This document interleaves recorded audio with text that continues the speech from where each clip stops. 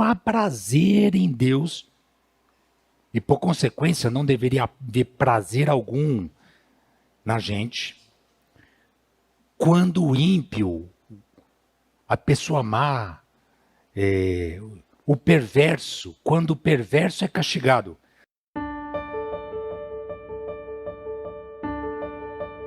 Nós vamos continuar com a série em Jeremias hoje, sobre Baruque. Deus usa pessoas comuns no capítulo 45. Chega aí, Tocho, obrigado. Jeremias 45. O profeta Jeremias transmitiu esta mensagem a Baruque, filho de Nerias, no 4º ano do reinado de Jeoaquim, filho de Josias, depois que Baruque escreveu tudo que Jeremias havia ditado. Assim diz o Senhor, o Deus de Israel, a você, Baruque. Você disse: estou cercado de aflições, será que já não sofri o suficiente? E agora o Senhor acrescentou ainda mais dor. Estou exausto de tanto gemer e não encontro descanso. Baruque, assim diz o Senhor: destruirei esta nação que edifiquei, arrancarei o que plantei. Você procura grandes coisas para si mesmo? Não faça isso. Trarei calamidade sobre todo este povo. A você, porém, darei sua vida como recompensa, aonde quer que vá. Eu, o Senhor, falei. Amém. Obrigado, Toshi. Vamos orar mais uma vez. Senhor, obrigado pela tua palavra. Nós pedimos que o mesmo Espírito que falou através do profeta Jeremias e registrado por Baruque no passado, esteja presente com a gente hoje quando abrimos a tua palavra, quando meditamos nela, e que possamos estar com essa disponibilidade em nossas vidas para essa abertura de mente, de coração, para a obra que o Senhor quer fazer em nossas vidas através da tua palavra. Assim oramos no nome de Jesus. Amém. Há pessoas na Bíblia que parece que são anônimas, né? A gente não sabe os seus nomes, né? Elas aparecem na Bíblia, elas desempenham um papel importante, mas a gente nem sabe o seu nome. Ou outras que a gente sabe, aparece o seu nome na Bíblia, mas elas não se tornaram famosas. A gente talvez não fale muito delas. O nome delas não é tão conhecido. São muitos e muitos exemplos disso nas Escrituras, mas eu vou citar apenas alguns aqui. Ontem, até eu citei um deles ontem no culto em memória da Esther Cavano, né? Aquele homem que foi liberto dos espíritos malignos na região de Gadara. Aliás, os dois personagens que eu vou citar aqui na introdução, para quem está fazendo a leitura no Evangelho de Marcos, do Lemos Juntos, vão estar familiarizados, porque a gente leu sobre um e vai ler sobre outro nessa semana. E esse homem que foi liberto lá dos espíritos, dessa opressão maligna nessa região, ele se tornou um missionário. A gente pode dizer que foi o primeiro missionário, porque as outras pessoas que eram curadas por Jesus, antes, até Jesus falava assim, não, cuidado, não conte para ninguém o que eu fiz para você. E tem uma explicação para isso, mas Jesus com frequência dizia isso, não conte para ninguém. Mas essa pessoa em Gadara, ou Gerazeno, Jesus falou para ele, vá para os seus, vá para as pessoas do seu contexto, a sua família, conte para todos eles quem eu sou e que eu fiz por você. Então é muito bonito isso, porque como que o primeiro missionário enviado por Jesus para a região das Decápolis, das 10 cidades dessa região chamada Decápolis, e a gente vai pensar, poxa, que fantástico, que pessoa que foi essa? O primeiro missionário. Aí a gente fala, o Gadareno. Por que a gente fala o Gadareno? A gente não sabe o nome dele. Não ficou para a história o registro do nome dessa pessoa. Interessante isso, né? Aí a gente fica pensando também, isso vai aparecer no Lemos Juntos essa semana. Aproveitando que foi sexta-feira o dia da Internacional da Mulher, né? e parabéns para as mulheres, que bonito isso das mulheres terem reconhecido e afirmado os seus direitos em igual dignidade junto com os homens, porque isso é bíblico. Falar de direitos humanos para mulheres é bíblico, igualdade de gênero e dignidade para homem e mulher é bíblico. Então, que bom e parabéns para as mulheres por isso. A primeira mulher que aparece nos evangelhos que não só entendeu bem o evangelho de Jesus, como dialogou com Jesus nos seus próprios termos, aparece lá, capítulo 7 de Marcos, a mulher Ciro-fenícia, uma estrangeira. Que a gente lê o texto e até fica assim incomodado. Poxa, mas como Jesus fala que a mesa não é para ela, como que vai dar para os cachorrinhos e tal? E Jesus usa uma linguagem dura com ela, ao seu modo de Jesus, de usar as parábolas e as imagens para comunicar certas verdades. E ela volta e devolve a parábola para Jesus. Até os cachorrinhos comem das migalhas que caem das mesas. A gente fica pensando, uau! Né? Eu fico imaginando a reação de Jesus, olhando para ela. Você entendeu. Essa macharada aqui não entendeu nada ainda, e são lentos para entender, mas você entendeu. Você entendeu o evangelho. Você entendeu que não é por mérito nosso. Não é por mérito de alguém que merece. Ninguém tem mérito. O evangelho é graça. É migalha que cai da mesa, é graça, não por merecimento. E a gente recebe isso. A misericórdia do Senhor. E a gente fica imaginando, né? Uau! A primeira pessoa nos evangelhos que entende o evangelho e que fala com Jesus nos seus próprios termos. Quem é essa pessoa? Fala a mulher Ciro-fenícia. A gente não sabe o nome dela. Não ficou para a história o nome dela. Eu fico assim, fascinado com essas coisas, porque assim, às vezes a gente quer reconhecimento. A gente quer que as pessoas falem o nosso nome.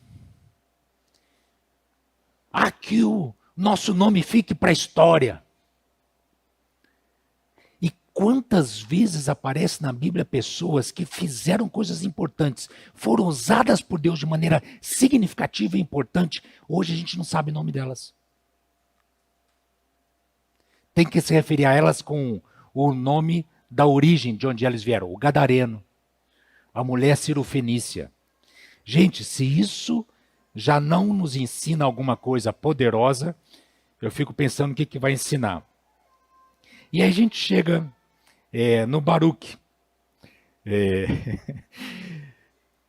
Baruque, como tantas outras pessoas na história bíblica, são pouco conhecidas. Aí a gente podia até falar para Baruque, né? De quando encontrar com ele no céu. Baruque, pelo menos o seu nome ficou, né? Pelo menos a gente sabia que era Baruque. Pessoas pouco conhecidas, praticamente anônimas, mas usadas por Deus de maneira poderosa. E com essa longa introdução, a gente chega então a Baruque. Baruque quem? Sabe aquela coisa, né? Você vai, você ouviu falar de Baruque? Baruque quem? Como que é? É exatamente isso. E assim a gente chega na vida do Baruque. Porque nós sabemos relativamente pouco do Baruque. O livro de Jeremias é enorme, não é mesmo? É um dos mais longos de todas as escrituras. Mas ele é mencionado no livro de Jeremias apenas em 4 ocasiões. E olha só que interessante, tudo indica que foi exatamente por causa do trabalho fiel e cuidadoso do Baruque que nós temos hoje esse livro do profeta Jeremias em mãos. Que loucura pensar isso, né?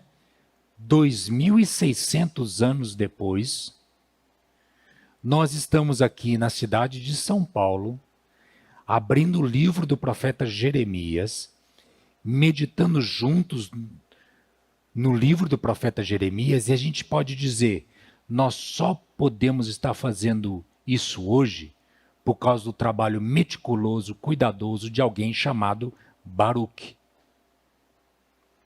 Sabemos que Baruque era da família de Nerias, que era uma pessoa que tinha conexões importantes com o governo de Judá, com as autoridades de Judá.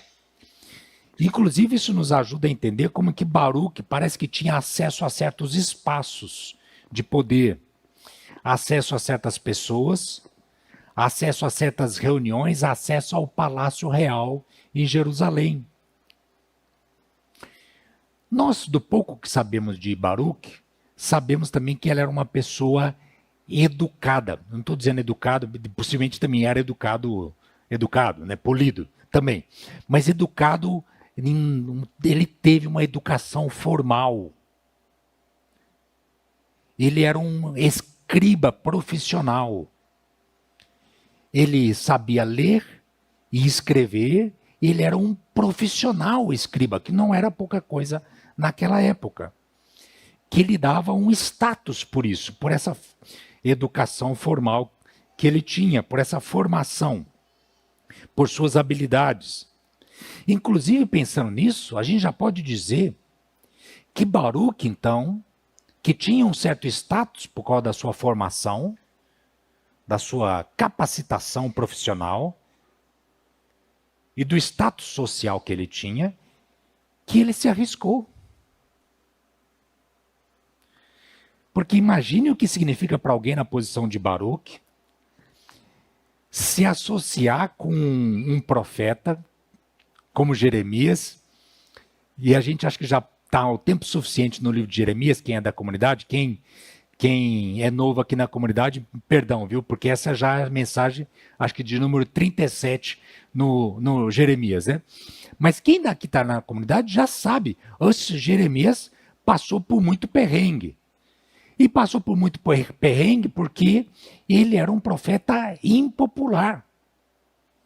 Não era bem querido. Fala bem querido, bem quisto, sei lá como fala isso. Ele não era popular.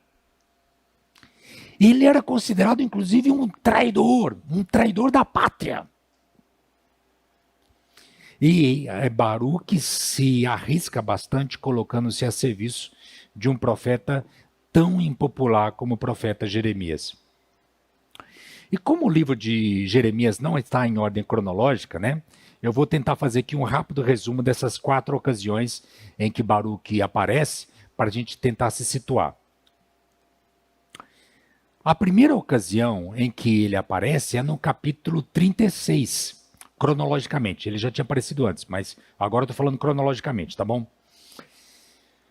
Ou seja, a primeira vez na cronologia da vida de Jeremias e de Baruque em que ele aparece, já se vão 23 anos do ministério profético de Jeremias.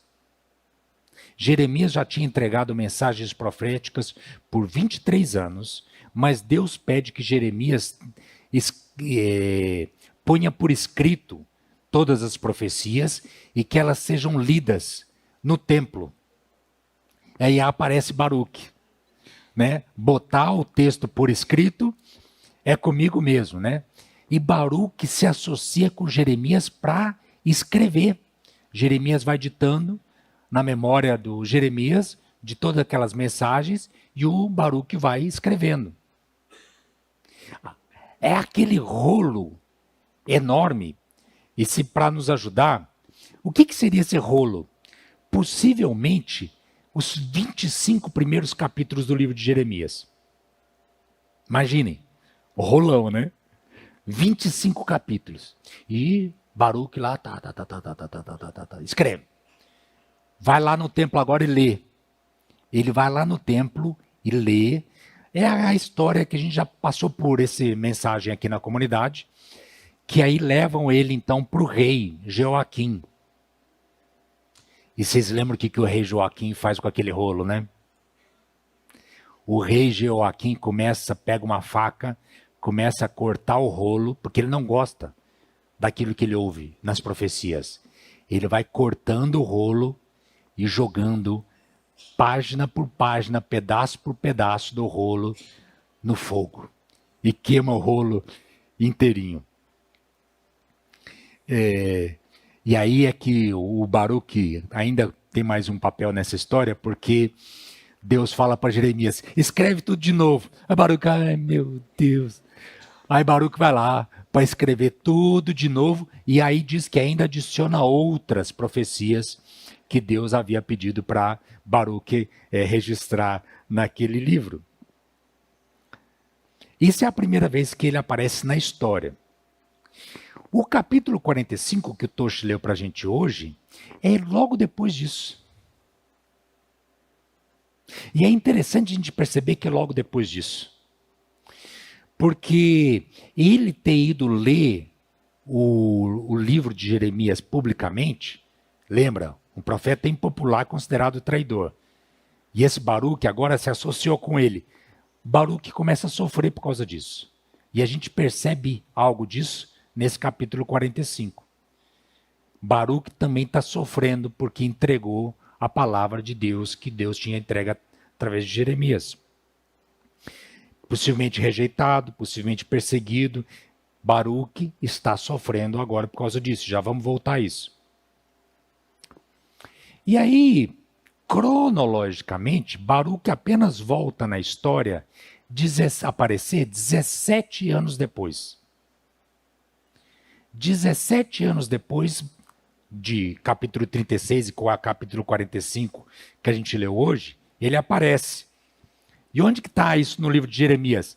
Lá no capítulo 32. Aí você, Ricardo, aí você funde a nossa cabeça, né? Porque aí, como assim, né? É isso que eu já expliquei para vocês, que o livro de Jeremias não está em ordem cronológica.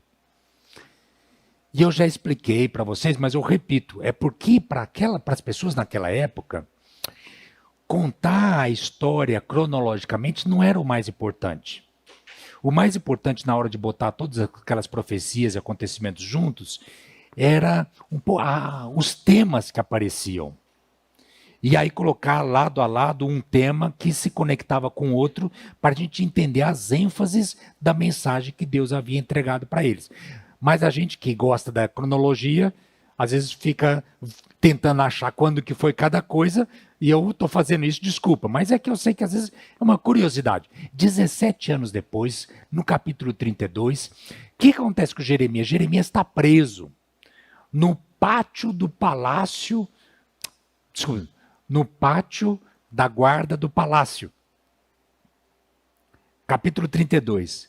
E vem a palavra para Jeremias, também é outra mensagem que a gente viu aqui juntos. Vai lá e compra um terreno, um campo em Anatote. Mas claro, Jeremias está preso, né? Como que Jeremias vai comprar um campo, estando preso, os procedimentos legais, tudo lá? Quem que aparece? Baruque. Baruque é que faz todos os procedimentos para Jeremias poder comprar o campo em Anatote, numa mensagem belíssima, que a gente não tem tempo de voltar qual que era a mensagem lá, mas está gravado lá no YouTube, e volta lá, mensagem da compra do campo de Anatote no capítulo 32. Olha só que interessante, Baruque como esse servo fiel que ajudou também numa coisa trivial, talvez para alguns, mas algo tão importante para entregar a mensagem naquele momento, ajudando Jeremias. E o último momento, agora o quarto momento, que a gente viu Baruque na história, quando que foi? Aí está fácil, né? Se é quem na comunidade, na verdade, acho que foi aquela mensagem que eu não tinha voz nenhuma e a Ruth que pregou no meu lugar. Eu sei que ficou melhor, eu sei, mas tudo bem. Paciência, vão ter que me aguentar aqui. É quando eles vão para o Egito. Jerusalém cai nas mãos dos babilônios. O povo que sobrevive foge para o Egito. Mesmo com os alertas de Jeremias, não façam isso. Não é bom vocês irem para o Egito, porque essa não é uma solução. E o que vocês vão encontrar no Egito é só morte para vocês. eles não ouvem, não querem saber, nunca ouviram na história toda, né? Iam ouvir no final. Mas enfim, mas eles sofrem, Jeremias e Baruque sofrem por isso. Porque eles são levados para o Egito. Eles nem concordavam, alertam que estava errado, e eles são levados para o Egito. E aí a gente vê, é aquela mensagem que foi morte no Nilo. Jeremias morre lá no Egito. E diz que Baruque estava junto. Ele foi levado junto. É curioso e interessante que, a gente já volta nisso, a gente não sabe o que acontece com Baruque. Pô, nem isso, né? Não conta nem pra gente. Contou que o Jeremias morreu lá no Egito. E o Baruque? O que aconteceu? Já falo para vocês algumas possíveis teorias aí. Mas é a última vez que aparece na história Baruque, junto com Jeremias, contra a sua própria vontade, sendo levados pelos exilados, os sobreviventes, para o Egito. O que a gente viu hoje nesse capítulo 45? É o lamento de Baruque. Nós temos nesse capítulo 45 dois aspectos do lamento de Baruque. Um expressado pelas próprias palavras do Baruque e outro que aparece através das palavras de Deus ditas a Baruque. Mas antes da gente ir a esses dois aspectos do lamento de Baruque, compartilho com vocês um comentário que pode nos revelar algo interessante. No livro de Jeremias, há apenas 2 ocasiões em que Deus entrega, através de Jeremias, uma palavra para alguém em que essa pessoa não pediu nenhuma palavra. Porque às vezes o rei vinha e pedia, né? Ah, descobre aí, Jeremias, o que Deus quer que a gente faça e tal. Às vezes acontecia isso. Mas tem 2 vezes no livro de Jeremias que Deus usa Jeremias para entregar uma palavra para uma pessoa, não para a nação, não para todo o povo, mas para uma pessoa. Só 2 vezes. A primeira foi quando Deus pede para Jeremias entregar uma palavra a Ebed-Meleque. Ebed-Meleque é outro desses. Ebed-Meleque quem? Como é que é? Que história é essa? Essa tá bom para quiz de Bíblia, né? Esses nomes difíceis que às vezes quando faz quiz com adolescente, criança e tudo mais, esse tá difícil de descobrir. Quem que é esse tal de Ebed-Meleque? Ebed-Meleque, lembram? É aquele etíope. Olha só, é muito bonito isso, né? O lugar dos estrangeiros nas escrituras, na revelação de Deus, no plano de Deus. É muito bonito. O etíope que vai lá e resgata Jeremias do fundo do poço, no meio da lama, atolado, quase morrendo. O que tem compaixão para resgatar lá é o etíope, Ebed-Meleque. E Deus entrega a palavra para ele através de Jeremias. É a única outra vez em que aparece uma profecia entregue a uma pessoa no livro de Jeremias. Essa aqui agora, a Baruque, é a segunda vez. Interessante isso, não? Eu fiquei pensando nisso. Por que será que Deus resolve entregar palavras para Ebed-Meleque e para Baruque? Eu fiquei pensando, o que pode haver de comum entre eles? E eu dou aqui os meus 2 centavos sobre o tema, né? Ambos, Ebed-Meleque e Baruque, foram pessoas que se arriscaram porque escutaram a voz de Deus. Se arriscaram porque reconheceram que Deus falava. Reconheceram que as palavras que Deus falava através de Jeremias eram verdade. Se arriscaram porque resolveram levar a sério a palavra de Deus. Ebed-Meleque foi assim. Baruque também. E eu fico pensando se aqui há algo interessante para a gente aprender sobre aqueles que se recusam a escutar e aqueles que sim resolvem seguir as palavras que nos vêm da parte de Deus. Vamos lá então ao lamento de Baruque? Primeiro, nós temos que foi um sofrimento difícil de suportar. E o Baruque o expressa dessa maneira. E agora eu vou pedir a ajuda de vocês, por favor. O que foi que o Baruque falou sobre o sofrimento dele? Todos juntos, por favor.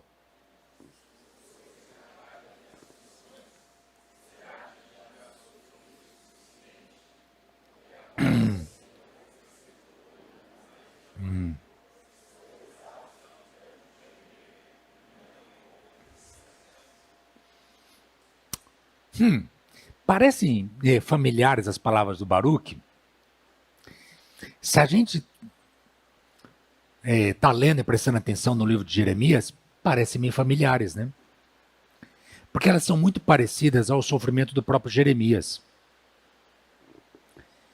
Lembre-se que no capítulo 45, Baruque tinha acabado de escrever o rolo com as profecias de Jeremias.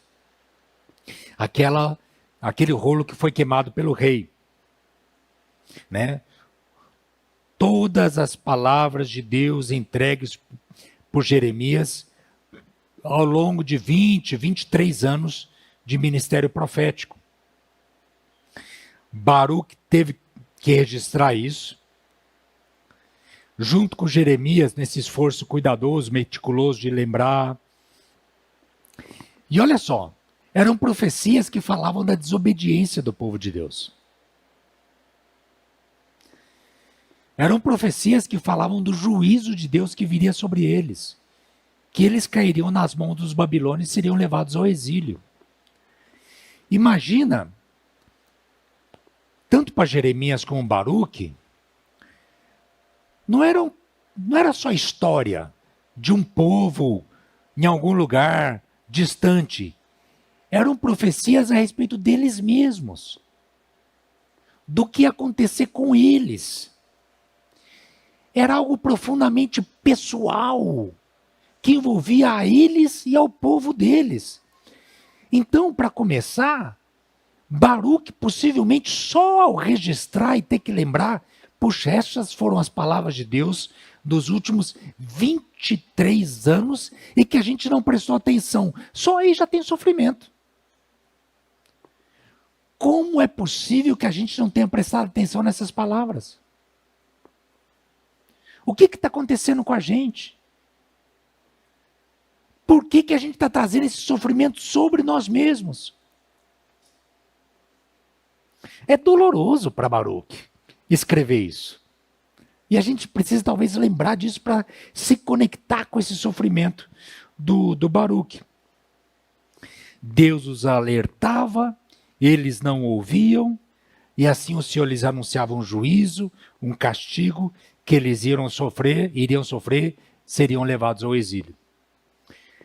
E talvez Baruque pensava, né? Puxa, mas é a aliança de Deus com o seu povo? E aquelas promessas do passado, de que esse povo seria um canal de bênção para abençoar todas as famílias da terra, todos os povos da terra? Que seríamos canal de bênção, de shalom, de paz e justiça para todas as pessoas em todos os lugares. E imaginem Baruque pensando, tudo isso está prestes a acabar. Tudo isso está prestes a ser interrompido de maneira brutal, porque nós seremos levados para o exílio, deixaremos de ser povo. E a gente pode apenas tentar imaginar como que isso causa imenso sofrimento a Baruque, o mesmo tipo de sofrimento que Jeremias também experimentava. E aí a gente pensa nas ambições não realizadas do Baruque. E temos as palavras de Deus, do próprio Deus, para Baruque, dizendo o seguinte, esse é curtinho, mas eu peço a ajuda de vocês. Vamos lá.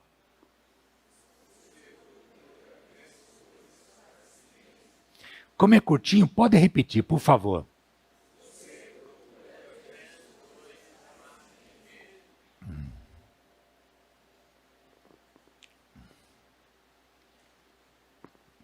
Fico tentado até parar para a gente... Não estava no roteiro aqui não, né? Se Deus pergunta isso para a gente, como que a gente responde, né? Ah, eu procuro, né? O coach me falou que eu tenho que procurar, que eu vou ser grande. A cultura da época é isso, né? Você tem que ser importante. Faça coisas grandes. E quando a gente põe o nome de Deus no meio, melhor ainda. Faça grandes coisas para o Senhor. Aí, porque para o Senhor é para... Mas essa cultura da... Eu tenho que ser importante. Eu tenho que estar no centro. Tenho que estar no destaque. Aí Deus para ele assim, você procura grandes coisas para você mesmo?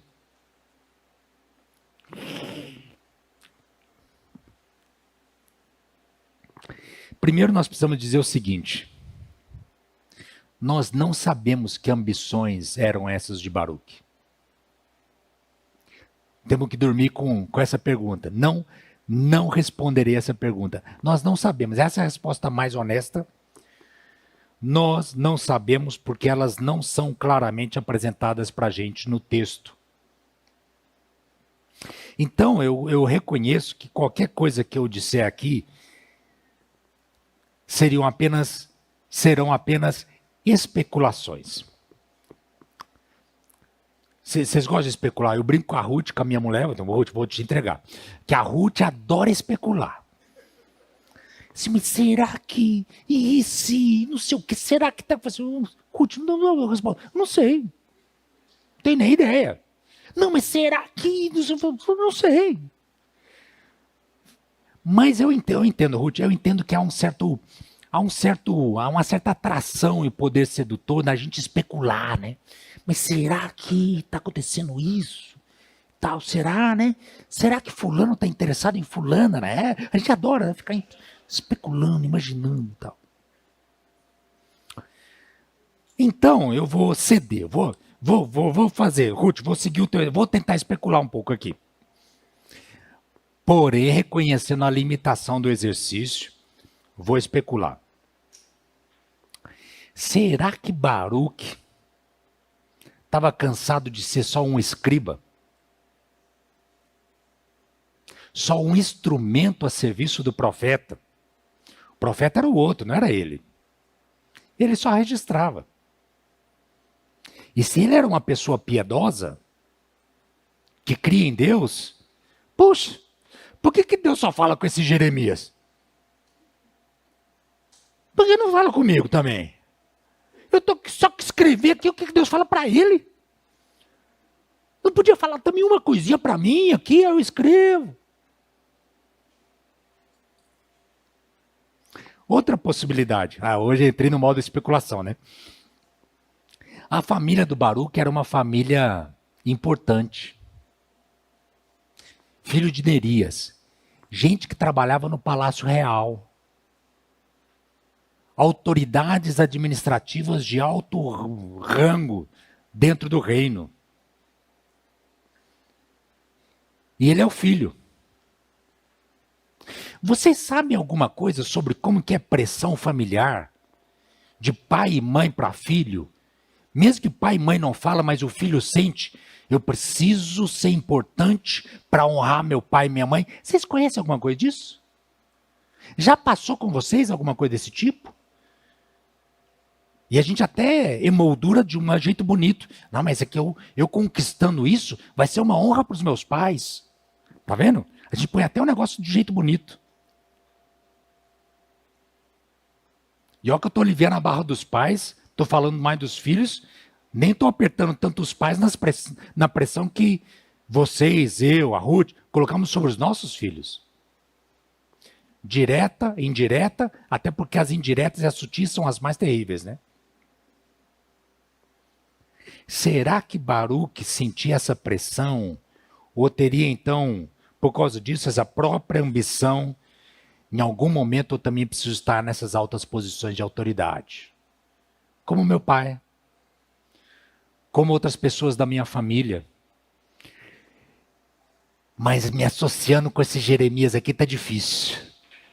Jeremias é impopular. É considerado um traidor. Minha carreira política foi por água abaixo. Por conta de Jeremias. Jeremias fez isso comigo. Minhas chances de conseguir status e reconhecimento foram pelo ralo. E eu queria estar lá. Eu queria ter esse reconhecimento público.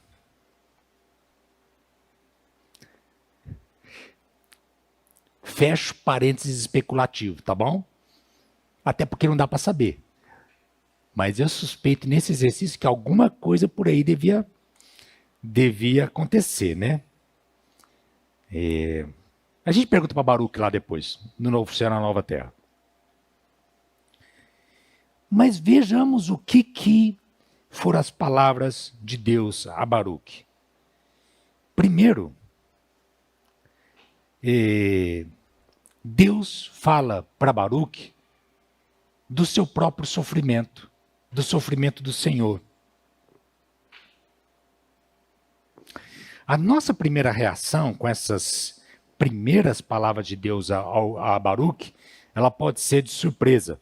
Me ajudem lendo juntos o que foram as palavras de Deus a Baruque, por favor.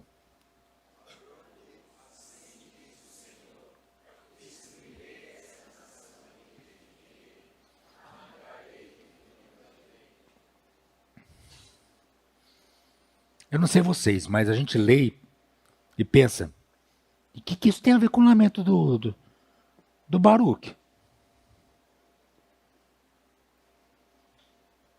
A nossa reação, ou talvez a reação de Baruque, né? Sabe, eu fico pensando, né? Sabe aquelas situações que a gente conta algo difícil para alguém? Gente, eu tô com uma dor no ciático terrível. Tô sofrendo. Tem 5 noites que eu não durmo por causa da minha dor no ciático.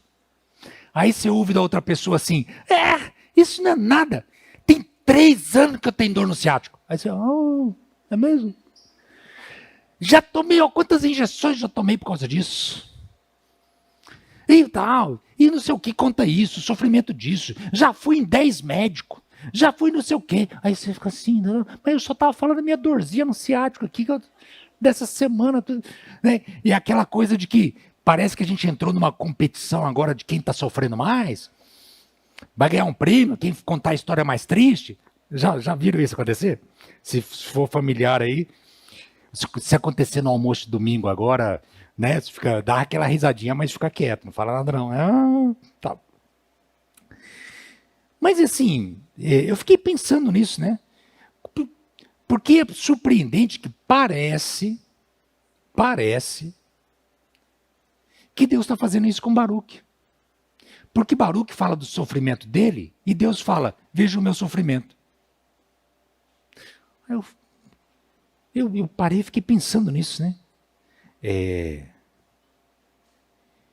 é claro que é desconcertante ou surpreendente, mas é exatamente isso que Deus está fazendo no diálogo com Baruque. O Senhor diz a ele, você está sofrendo, é verdade, e eu lhe convido a considerar, a prestar atenção sobre como eu, o Senhor, estou sofrendo profundamente com toda essa situação. Esse é o convite que Deus faz para Baruque.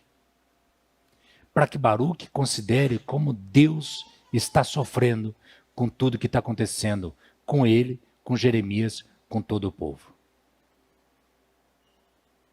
É interessante que Deus usa as palavras, as mesmas palavras, verbos, que foi o próprio Baruque que registrou, né, no capítulo 1 de Jeremias, sobre o chamado do ministério, para o ministério do profeta Jeremias. Usando esses verbos, arrancar, destruir o que ele mesmo, o Senhor, havia plantado. Imagine o que Deus está falando para Baruque aqui. Eu vou ter que arrancar e destruir o que eu mesmo plantei. Se isso não era um enorme sofrimento para o próprio Senhor, para quem mais seria?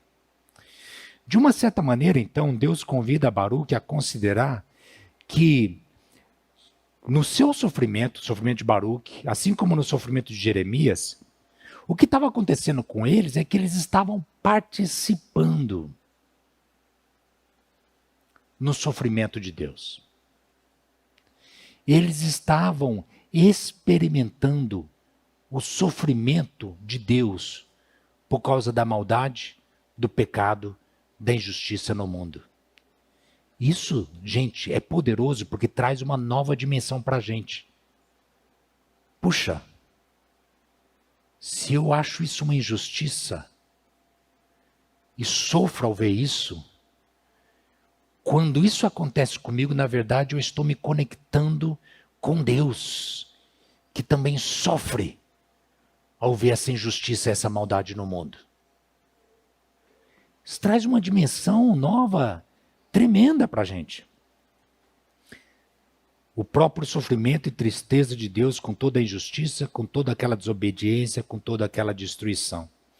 O meu professor e da Ruth, né, que foi professor de Bíblia para a gente, eu sempre gosto de citar ele nessas Antigo Testamento, porque ele era um tremendo professor de Antigo Testamento.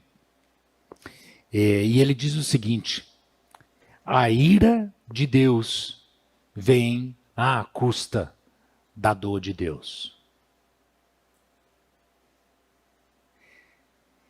E é assim, olha, eu quero dizer para vocês que quando eu leio isso, eu tenho que parar e ficar pensando, porque não é fácil. Mas tentar entrar nesse mistério que é quando a gente fala do juízo de Deus sobre a maldade no mundo e da ira de Deus com aquela maldade, na verdade também Deus está sofrendo por causa disso.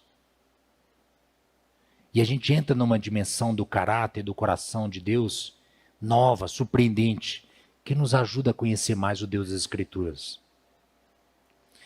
Os outros profetas costumam nos trazer percepções parecidas sobre essa dimensão do juízo de Deus e do seu próprio sofrimento no exercício desse juízo. Por exemplo, como a gente vê no profeta Ezequiel, e eu peço a ajuda de vocês, de novo, para ler esse versículo do profeta Ezequiel.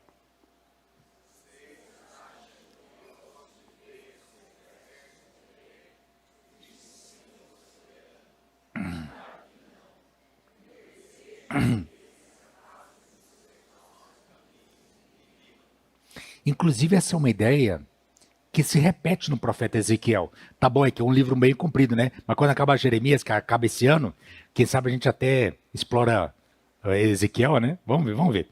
Mas olha só como se repete em outra parte do Ezequiel, e peço de novo a ajuda de vocês.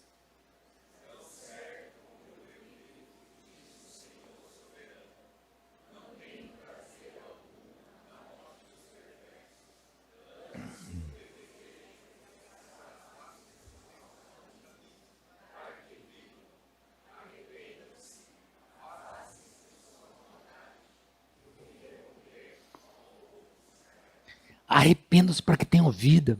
Afaste-se da maldade. E eu, o Senhor, não tenho prazer na morte dos perversos. Ou seja, o que fica claro é que não há prazer em Deus. E, por consequência, não deveria haver prazer algum na gente. Quando o ímpio, a pessoa má, o perverso, quando o perverso é castigado. Aliás, eu queria abrir esse parênteses aqui importante, que eu acho que é importante para a gente.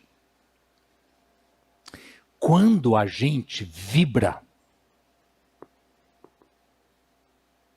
quando a gente tem prazer com a morte e a destruição de alguém, mesmo com a morte e a destruição de uma pessoa má, um ímpio, um pecador, alguém que já fez muitas maldades, quando a gente vibra com a morte e a destruição de uma pessoa má, algo se quebrou dentro de nós.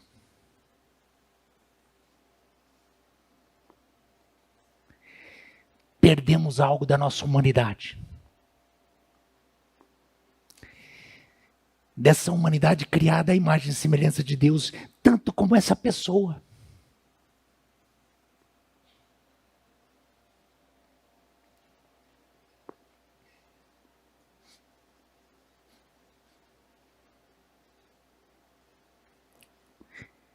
Nós nos afastamos de Deus. quando a gente vibra com a morte, a punição, a destruição de uma pessoa má, nós nos afastamos do coração de Deus.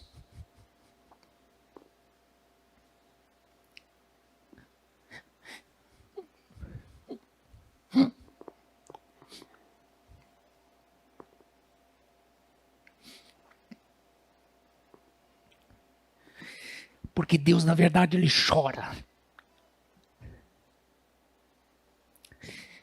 Deus chora e lamenta, inclusive quando o ímpio é destruído.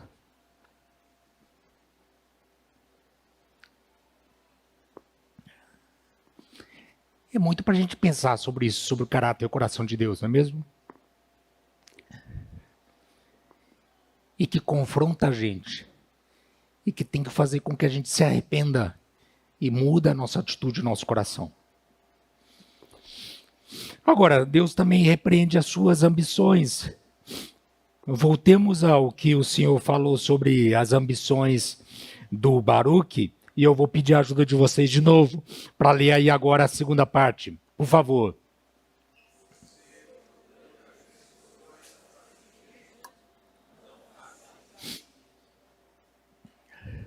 É interessante porque Deus, depois de falar duas vezes na primeira pessoa do singular, no verso anterior, ou seja, era o Senhor falando, eu fiz isso, obrigado, querida, eu fiz isso, eu fiz aquilo, e o verso 4 começa, e você? Ou seja, o Senhor lhe diz assim, e nessa hora você vai atrás de coisas grandes para você mesmo? Tem certeza que essa é a tua agenda? E de novo, a gente não sabe que ambições eram essas de Baruque, mas o que a gente pode dizer com certeza, as ambições de Baruque não apareceram em boa hora. Tudo mais está se esfacelando no reino de Judá. Tudo mais está se desmilinguindo. Pessoal, o jovem, desmilinguindo eu acho que é um verbo sim que existe, tá bom? Não é esmilinguido, que é outra coisa aqui da igreja. Tudo mais se desmilinguindo.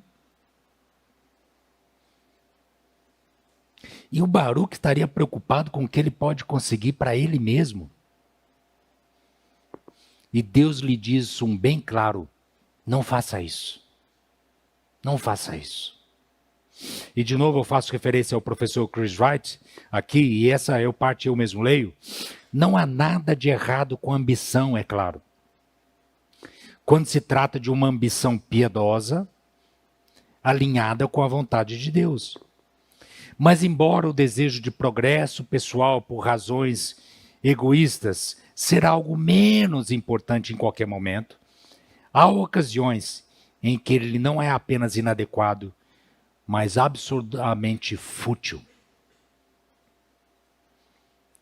Uma grande tragédia está por vir sobre todo o povo.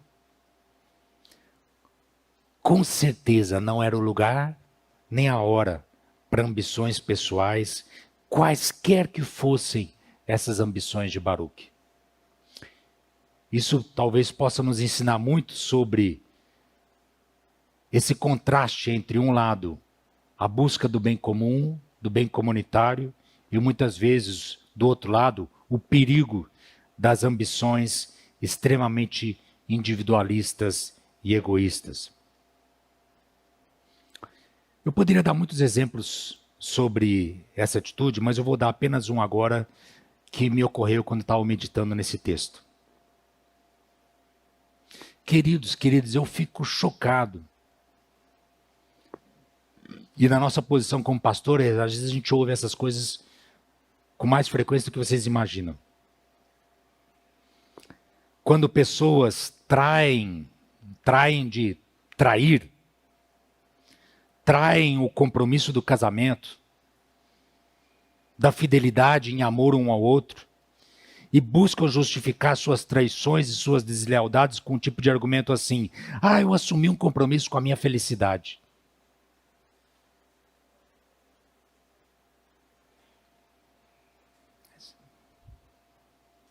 Com a sua?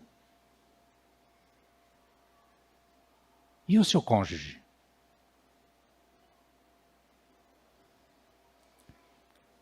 é algo muito sutil, mas também muito perigoso quando a nossa referência moral passa a ser apenas o nosso suposto direito à felicidade.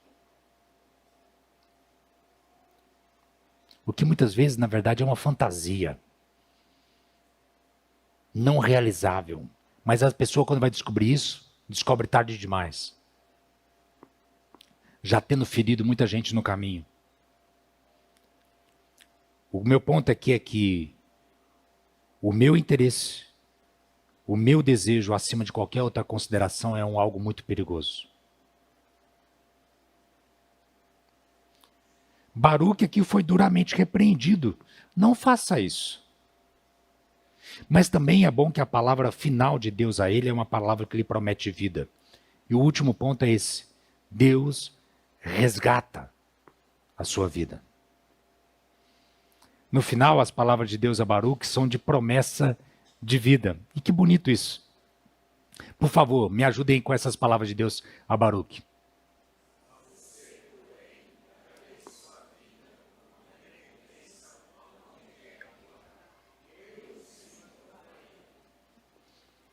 Olha só, no meio de toda a destruição, toda a calamidade, lembremos que no capítulo anterior, aquilo de colocar um capítulo junto com o outro com os temas que aparecem, né?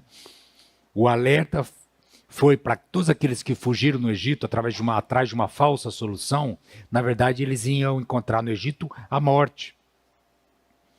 E aqui, o que o Senhor promete a Baruque é a vida. A vida. A recompensa que o Senhor promete a Baruque é a sua própria vida. Para quem mais no livro de Jeremias, Deus entrega uma profecia parecida? Se tivesse tempo para fazer quiz bíblico, né?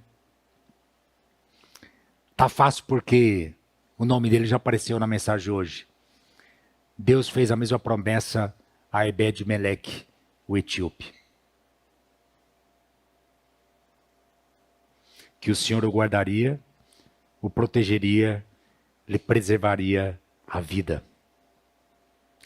É muito bonito isso, que isso é a promessa de vida a personagens marginais. Ebed-Meleque, Baruque são um sinal, uma mensagem importante de que, em meio a todo o juízo de Deus sobre o povo, um juízo temporal, para cumprir um certo propósito de Deus, no final das contas, o propósito maior de Deus para eles, para todo o povo, para todos os povos, é o de trazer vida, vida plena, para todas as pessoas, para todas as nações. Tem algo que um autor diz sobre essa passagem, que me parece muito bonito, compartilho com vocês, e aí eu vou pedir, tá pequena a letra, né? Acho que eu vou ler aqui para ajudar vocês. O texto sugere que a esperança existe nas margens e não no centro. Ela não é encontrada no nacionalismo triunfante ou no poderio militar, ou seja, na vestimenta dos vencedores. Em vez disso, a esperança surge entre os vulneráveis e os feridos. Ela nasce naqueles que não são mais privilegiados pelos velhos costumes, que não se beneficiam mais do isolamento de um mundo seguro e confiável. Não no poder. Não pela proximidade dos que estão no poder, mas pela misericórdia do Senhor que alcança os vulneráveis. Pela misericórdia do Senhor que nos alcança hoje. O que nós fazemos com esse relato sobre Baruque, né? O que a gente aprende desse personagem que, apesar das suas ambições, não é tão conhecido, ou pelo menos não tão conhecido como o profeta Jeremias, né? E para concluir, terminar antes das perguntas, a gente pode dizer que Baruque foi uma pessoa comum, que, no entanto, permaneceu fiel ao chamado de Deus para ela. Mesmo quando isso significou que algumas ambições que ele tivesse teriam que ser deixadas de lado. E por causa da sua fidelidade do Baruque, o rolo com as profecias de Jeremias foi preservado. foi reescrito quando queimado, foi adicionado com novas profecias que vieram depois, foi mantido e levado para o povo na Babilônia, no exílio, que tanto precisou ouvir aquelas palavras. Baruque foi o responsável também por esse livro ter chegado até nós hoje. Que livro que chegou até nós hoje? O livro de Baruque? Não. O livro de Jeremias. Um instrumento nas mãos de Deus, que cumpriu seu papel nos bastidores, que sofreu por isso, nem teve o reconhecimento humano que talvez ele ambicionava, mas que podemos dizer hoje que foi tremendamente usado por Deus, dentro do chamado que Deus tinha para ele. Quantos de nós aqui hoje desejamos ser usados como Baruque foi usado?